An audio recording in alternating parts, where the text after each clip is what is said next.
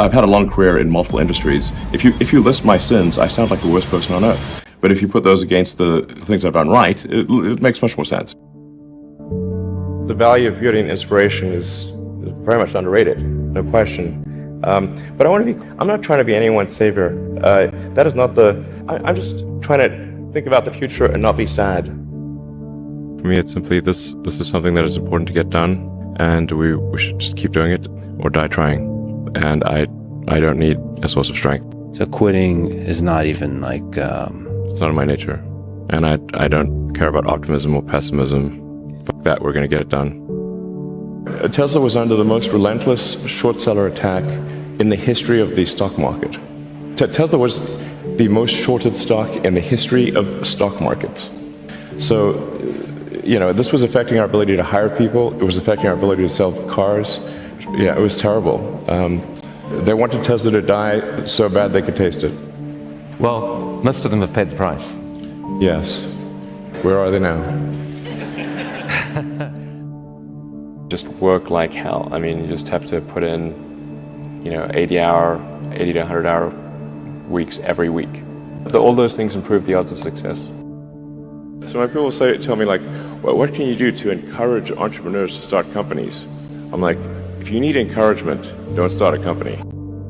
We basically messed up almost every aspect of the Model 3 production line, from cells to packs to motors, body line, the paint shop, final assembly, everything. Everything was messed up.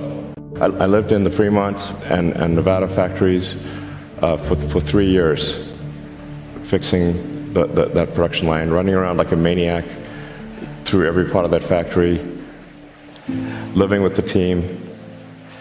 Yeah. I slept on the floor so that the team who was going through a hard time could see me on the floor. That they knew that I was not in some ivory tower. Whatever pain they experienced, I had it more. I mean, there wasn't any other way to make it work. There were 3 years of hell. 2017, 18, and 19 were 3 years, the longest period of excruciating pain in my life.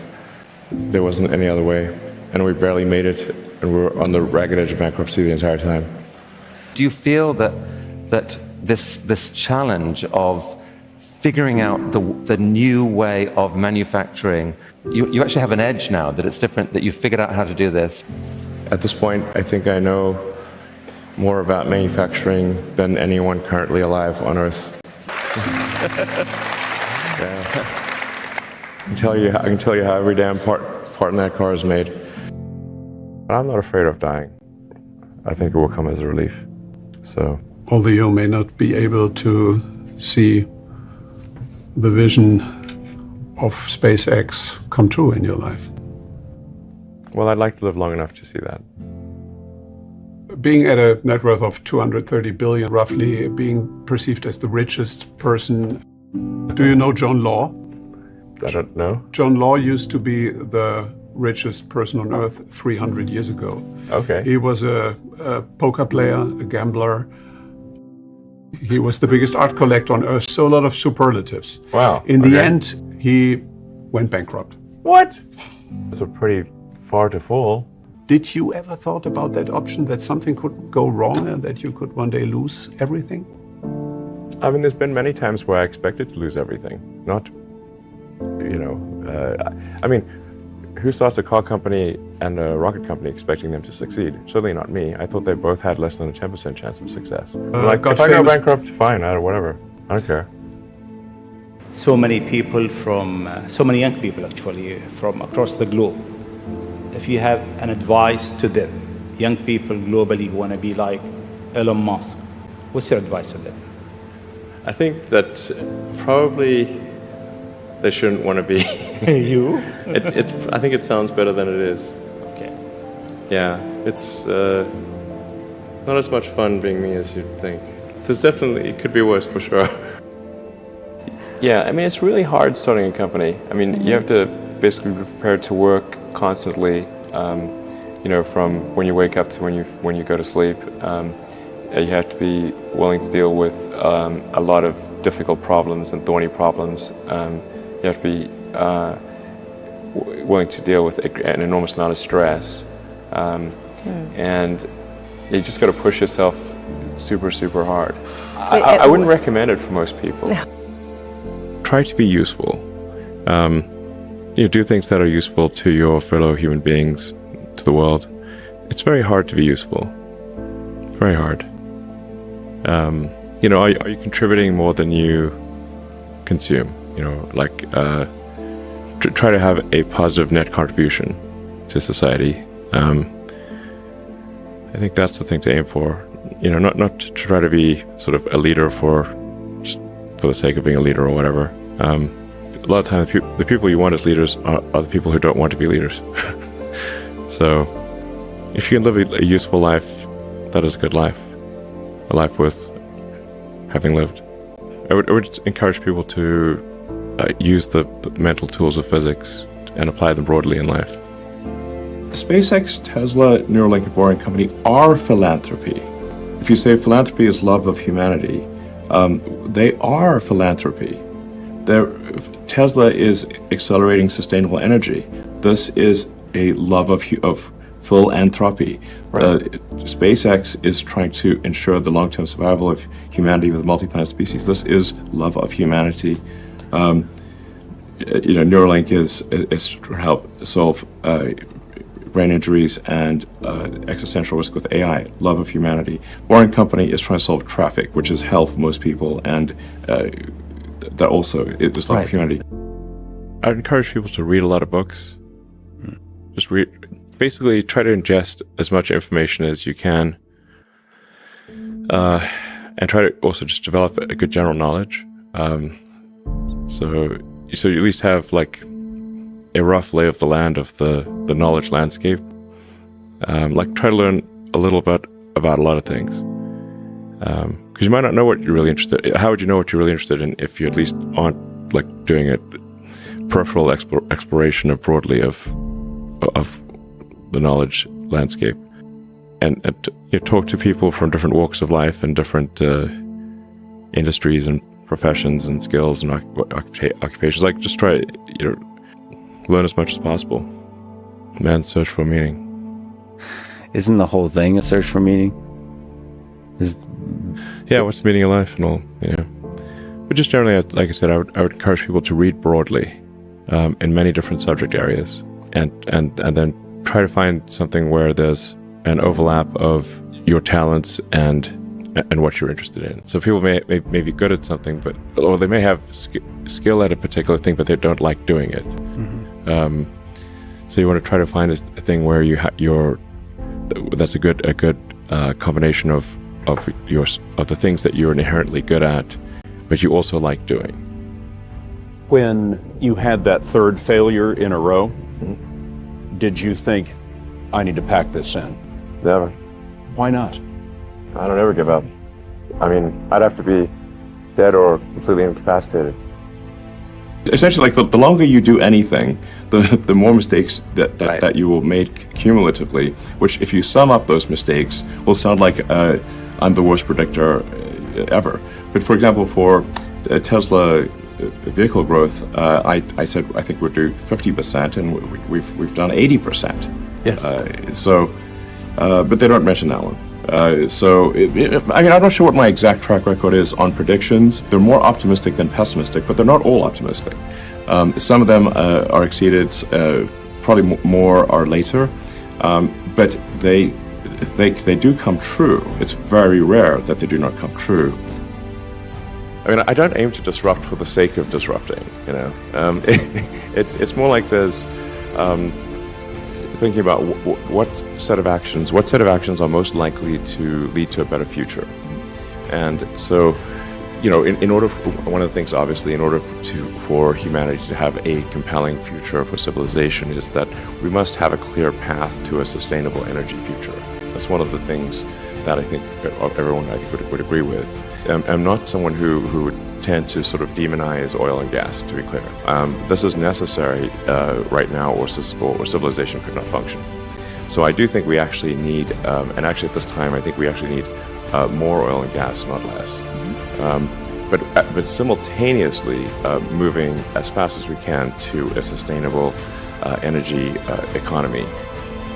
I was living in the factory in Fremont and the one in Nevada for 3 years straight. That was my primary residence. Not kidding, literally. Did you keep the couch? I actually slept in a couch at one point in a tent on the roof. And then, but for a while there, I was just sleeping under my desk, which is out in the open in the factory, and for an important reason. And it was damn uncomfortable sleeping on that floor. And always, when I woke up, I'd smell like metal dust. Yeah, but actually, I stopped using the couch because there's a little conference room and a couch there. I stopped using the couch and I just slept on the floor under my desk so during shift change, the entire team could see me. And this is important because, like, you know, the team, if they think the sort of their leader is off somewhere having a good time, you know, drinking Mai Tais on a tropical island, the thing is that since the team could see me sleeping on the floor during shift change, with nothing, they knew I was there, and that made a huge difference. And then they gave it their all. What kind of characteristics does an entrepreneur need or have to be someone like you? Well, I think certainly you need to be very driven and have a high pain threshold.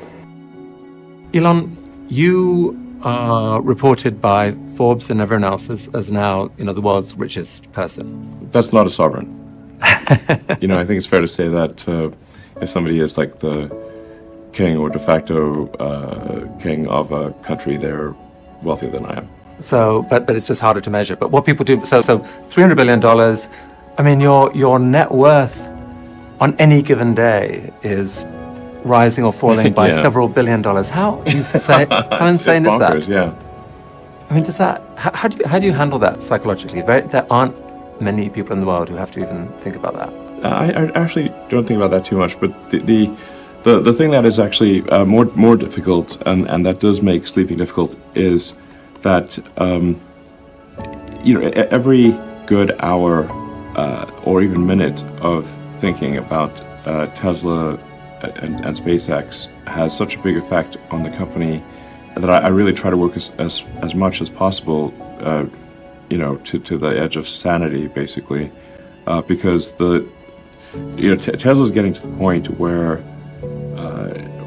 probably will get to the point later this year where every high quality minute of thinking is $1 million to impact on Tesla. One of the biggest mistakes people generally make, and I'm guilty of it too, is wishful thinking. You know, like you want something to be true, even if it isn't true, and so you ignore the things that you ignore the real truth because of what you want to be true. This is a very difficult trap to avoid, and like I said, it's certainly one that I find myself in having problems with. But if you just take that approach of you're always to some degree wrong, and your goal is to be less wrong. So a challenge for entrepreneurs is to say, well, what's the difference between really believing in your ideals and sticking to them versus pursuing some unrealistic dream that doesn't actually have merit? And that is a really difficult thing to tell. Can you tell the difference between those two things? Right. You know? So you need to be sort of very rigorous in your self-analysis. You guys are the magicians of the 21st century. You know, don't let anything hold you back.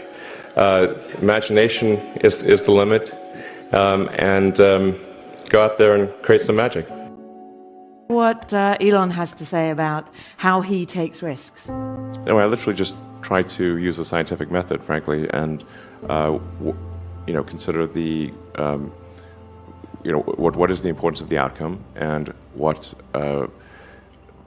is one risking in order to achieve that outcome. And but like I said, if the outcome is important enough, even if the probability of success is low, one must, I think, still do it.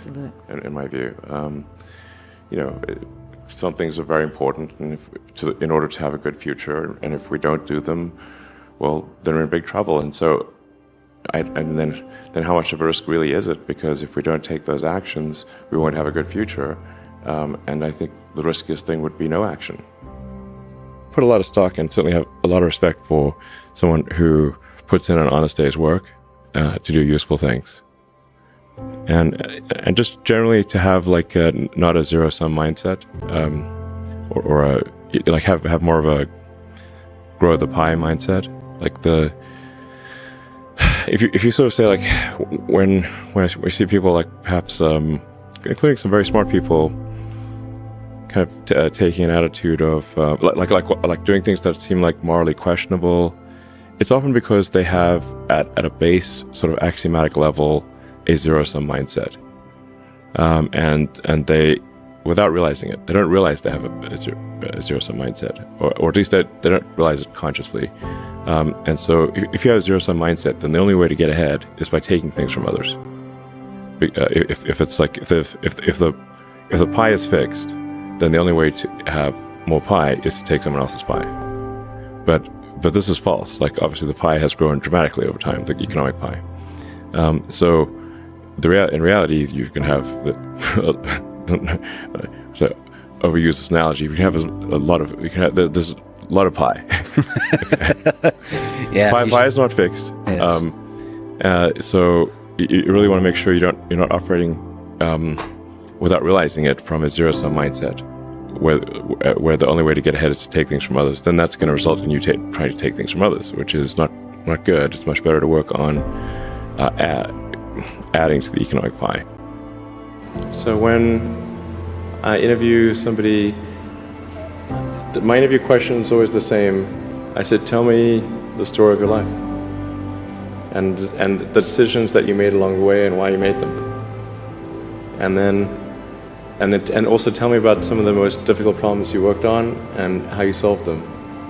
And that question, I think, is very important, because the people that really solved the problem, they know exactly how they solved it.